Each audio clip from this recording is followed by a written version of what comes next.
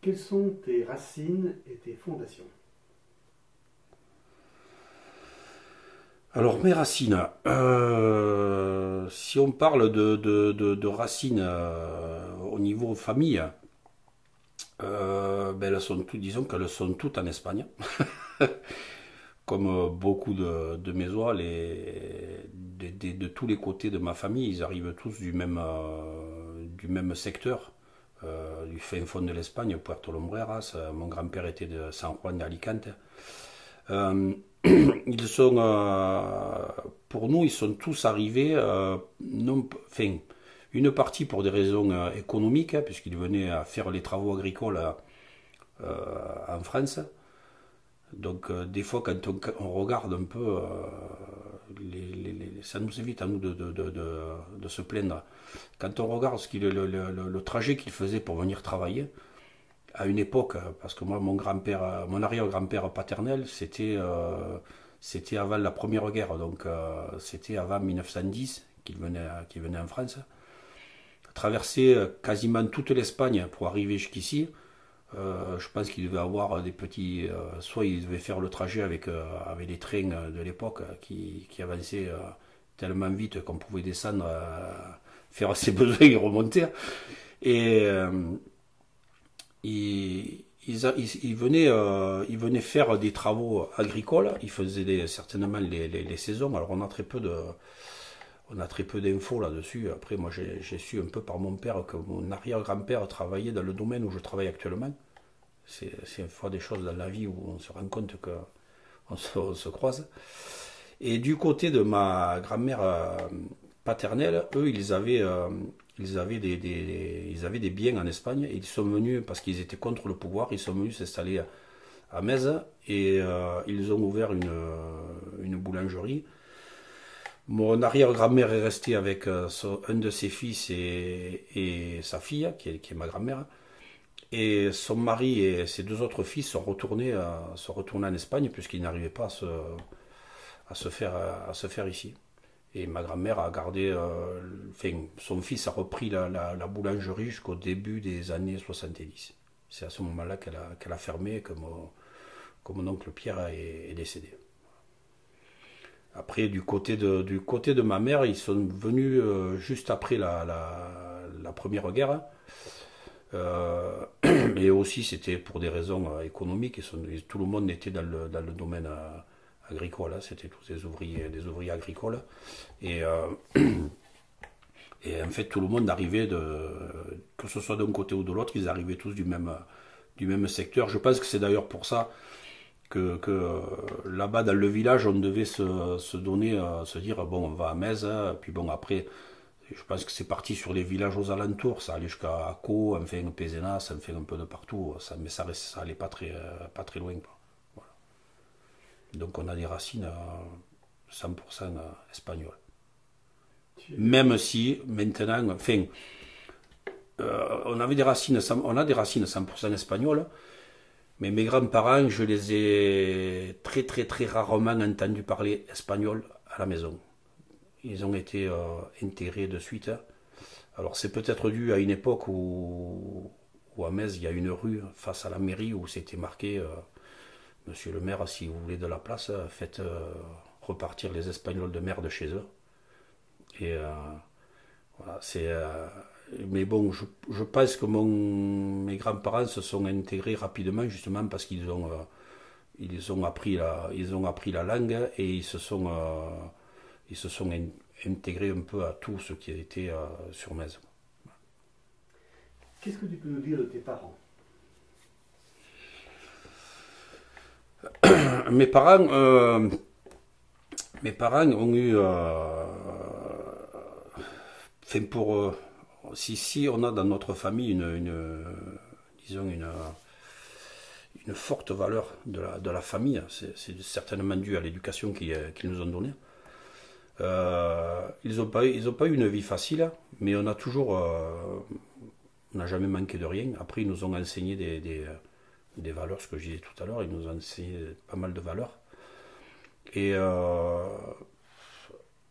je pense que l'éducation qu'ils nous ont donnée, justement, nous a a été solide, puisqu'on on a des liens qui sont très, très, très solides avec mes frères et ma soeur.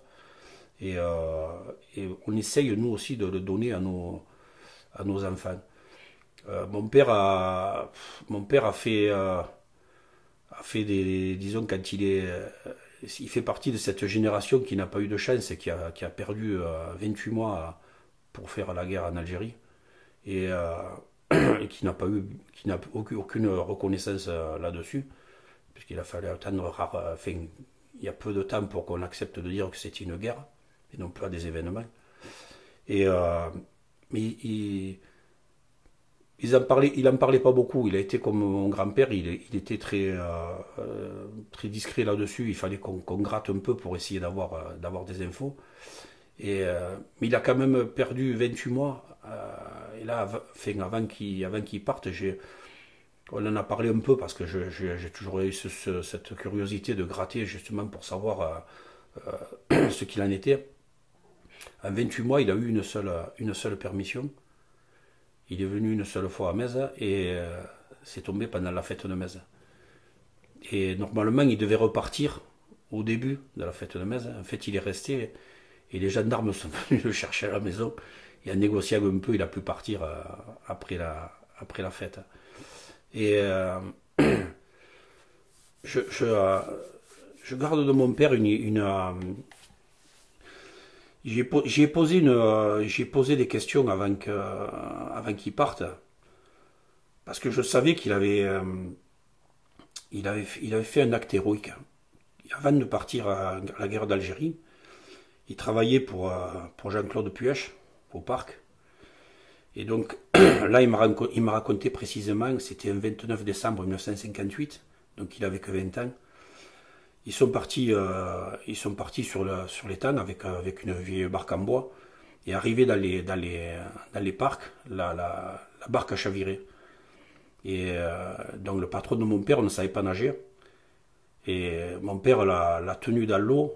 Ils se sont accrochés à une table et il l'a tenu pendant plusieurs heures en attendant que les secours arrivent. Et donc, comme il m'a bien précisé, ça c'était un 29 décembre. Donc à l'époque, il n'y avait pas de cellules de psychologiques, enfin il n'y avait rien pour tout ça. On les a sortis de l'eau, puis bon, ça se limitait à ça.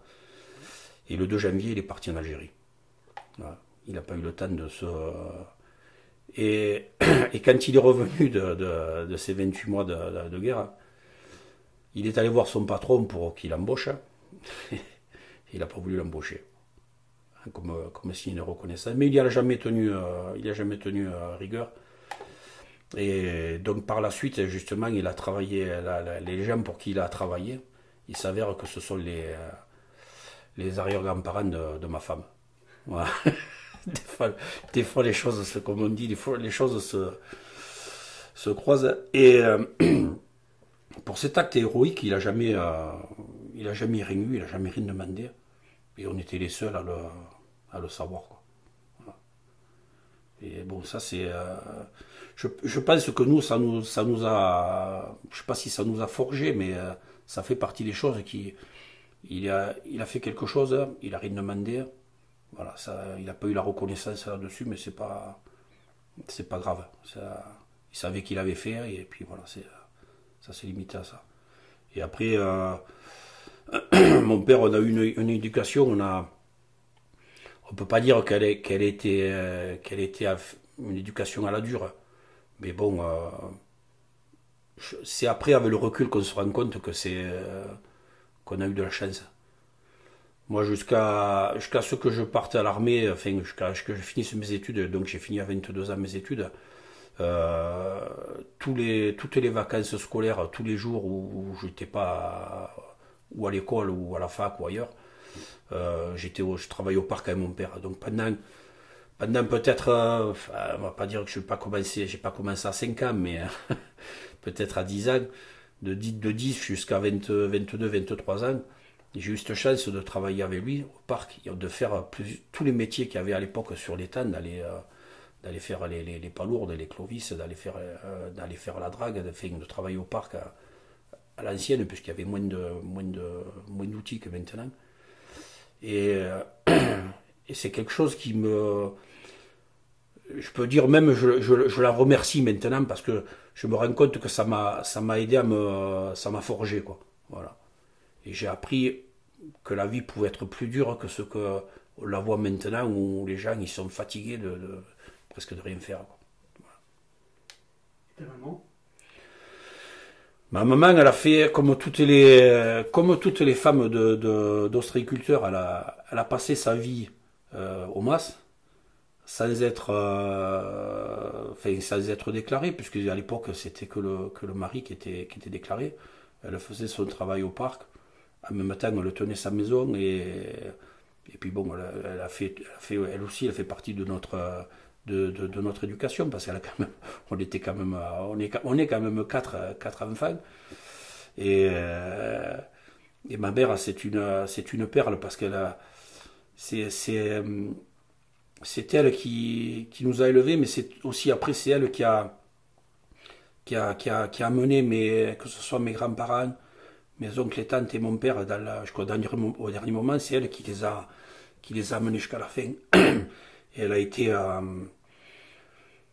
on peut pas dire que c'est une sainte parce que c'est, enfin, on n'est pas, ça fait pas partie de notre culture, mais c'est, disons que c'est une femme d'une grande valeur. Et toi, personnellement, qu'est-ce que tu as appris de tes parents? Mais disons tout ce que je viens de dire, quoi. C'est dans la vie, rien n'est acquis, rien n'est donné. Donc il faut se bouger, il faut aller le chercher, quoi. Et puis après, après il faut pas hésiter à partager, à amener d'autres personnes avec soi pour tout ça, quoi. Voilà. Quel enfant tu étais?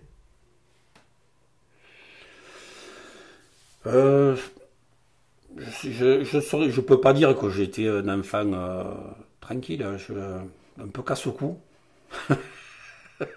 Un peu casse-cou, tout petit, je sais que je m'étais coupé le bras, enfin quand on dit casser le bras, fracturer le bras, en jouant, parce qu'on avait des jeux qui ne devaient pas être, avec mon frère Thierry, on ne devait pas avoir des jeux très tranquilles, hein. Et, mais bon, étant donné que nous, la maison de mes parents est rue de la Rase, on était presque en dehors de Metz, puisque la première maison était à côté de l'école. Donc on avait tout un chemin qui n'était pas éclairé. Enfin, quand on connaît un peu la disposition des lieux, là autour de nous c'était que des vignes. Et il n'y avait pas de. Donc nous on était à Metz, mais on vivait un peu à la campagne. Et quand on allait chez mes grands-parents qui habitaient à côté de Farlette, donc là on était carrément en pleine campagne. On a été habitué à jouer avec presque rien. Et on s'est débrouillé très bien. Voilà. Et après, on a eu la chance à l'époque, avec Monsieur Fressinet, faisait les éclaireurs à Metz. Donc, on a eu la chance d'y participer.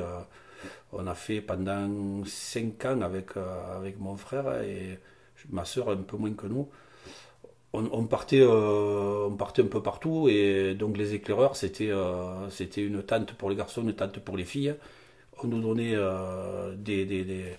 des outils pour faire de la cuisine et après il fallait qu'on se débrouille. Donc on se débrouillait avec tout ça. Donc de tout jeune on a appris à se débrouiller, quoi.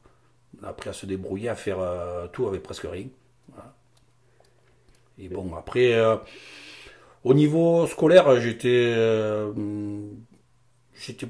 dans les meilleurs, même si je me foulais pas trop. Mais bon, j'arrivais à tirer mon épingle du jeu. J'ai jamais eu de soucis au niveau de l'école. J'ai jamais eu de soucis, non.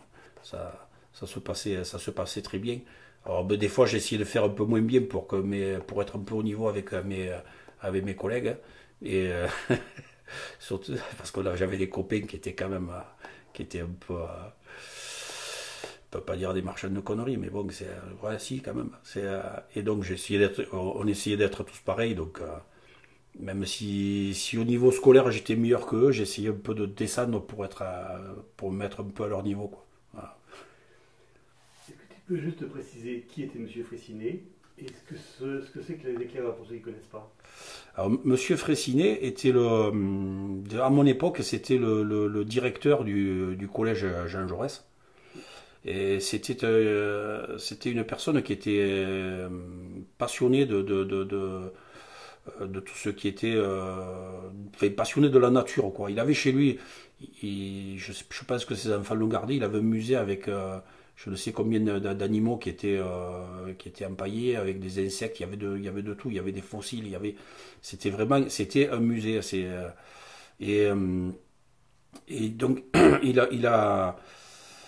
avait ouvert à Metz une antenne des éclaireurs qui était comme les scouts, sauf que les éclaireurs c'est laïque. Voilà. Il y a pas de, on n'a pas de religion au milieu. Quels étaient tes rapports avec ta fratrie? Alors avec mon frère et ma soeur, j'ai 20 mois avec mon frère hein, Thierry qui est l'aîné, et 20 mois avec ma soeur qui est juste après moi. Et, euh, et après, il y a notre petit frère Stéphane avec lequel j'ai 6 ans de différence. Donc lui, c'est le petit tout, quoi. Donc j'ai surtout fait toute la jeunesse avec mon frère aîné et ma soeur. Après, bien sûr, automatiquement, c'était plus avec mon frère, puisqu'on avait des jeux de garçons. Avec Thierry, on a fait les 400 coups ensemble. Et disons qu'on a des rapports très forts parce qu'après avec Thierry on a pu partager ensemble les joutes, le rugby. Donc là aussi ce sont enfin, surtout le rugby c'est un sport d'équipe, c'est un sport là c'est vraiment le sport d'équipe où un tout seul ne peut rien faire et il faut être vraiment sur le terrain, il faut être 15 pour avancer, quoi. Voilà. Donc ça c'était encore des liens qui étaient encore plus forts. Et disons qu'au jour d'aujourd'hui on est toujours aussi liés, que ce soit avec Thierry ou que ce soit avec Stéphane. Ou après Stéphane on a pu partager avec le rugby même s'il était beaucoup plus jeune. Il a joué avec nous, il avait que 18 ans. Mais il a partagé des choses avec nous et on est quand même on est vraiment très très très soudés. Ouais. On est très soudés, on a cette chance de ne pas avoir de friction entre nous et d'être vraiment toujours on peut dire peut-être merci à nos parents de nous avoir éduqués comme ça et d'avoir une fratrie très très soudée, ouais. Disons le mal qui peut être fait à un ou à l'autre nous touche à tous, quoi. Voilà. Et donc on a toujours été très ouverts et je pense que ça vient de ces deux familles puisque même mon grand-père paternel a fait des choses qu'il a jamais desquelles il ne s'est jamais vanté. Je sais qu'il a fait des choses, après en grattant un peu, en cherchant des infos d'un côté de l'autre, j'ai su qu'il avait fait évader pas mal de gens du camp de réfugiés d'Agde, des Espagnols. Et ce sont des gens que j'ai vus toute la vie à la maison, puisque mes grands-parents habitaient au-dessus de mes parents. Mais bon, on ne se posait pas de questions. On nous donnait pas le pourquoi du comment. Et en fait, c'est là qu'on a compris que disons que mon grand-père s'est toujours occupé des autres. Hein. Et je crois qu'on a hérité on a tous hérité de ça. Voilà. On n'a pas je pourrais dire qu'on on peut pas se plaindre de dire on n'a pas eu une vie facile. Ouais, j'ai connu, disons, une évolution du confort où on a commencé avec presque rien. Et c'est vrai que quand on en parle maintenant, ouais, quand j'allais chez mes grands-parents à la campagne, là-haut, là-haut, on est à 9 km, c'est pas loin non plus. Mais là-bas, il n'y avait pas de salle de bain, il n'y avait pas. Alors on se lavait avec la bassine qui était sur le poêle quand c'était l'hiver, sinon c'était l'eau fraîche. les besoins, on avait les dehors, ou alors pour la nuit, on avait le pissado, et puis voilà quoi. Ah ouais, si on voit ça maintenant, on dit c'est insalubre. Ouais, mais on n'a jamais été malade. On n'a jamais été malade, on était heureux. On était heureux, on ne se posait pas de questions, parce qu'on ne connaissait pas plus de confort. Et on mangeait ce qu'il y avait à manger, on manquait de rien. Hein. On manquait de rien. Après, on se débrouillait. Après, l'autre fois, j'en parlais, nous, on partait dans la garrigue, il y avait des petites fleurs bleues, on les ramassait, les mangeait, parce qu'on savait que ces fleurs étaient sucrées. Maintenant, j'aimerais en retrouver d'autres, parce que je ne sais pas, parce que si on les trouve encore, parce qu'il y avait les traitements qu'il y a eu depuis et tout, si on les trouverait. Mais ça, on avait les pignes qui tombaient des arbres, on coupait, on mangeait les pignons de pain, on s'en faisait des ventrées, quoi. Ça, il y avait un amandier qui était pas loin, on se filait des amandes. Et on savait exploiter tout ce qu'il y avait à portée de main dans la nature. Et c'est ce que je trouve peut-être dommage que les générations de maintenant aient pas cette chance de partager des choses comme ça. Bon alors il faut qu'ils aillent faire koh et qu'ils découvrent ce qui reste dans la jungle. Ce qui est bon et pas bon. Mais nous on se contentait de peu et ça je pense que c'est une chance d'avoir vécu ça.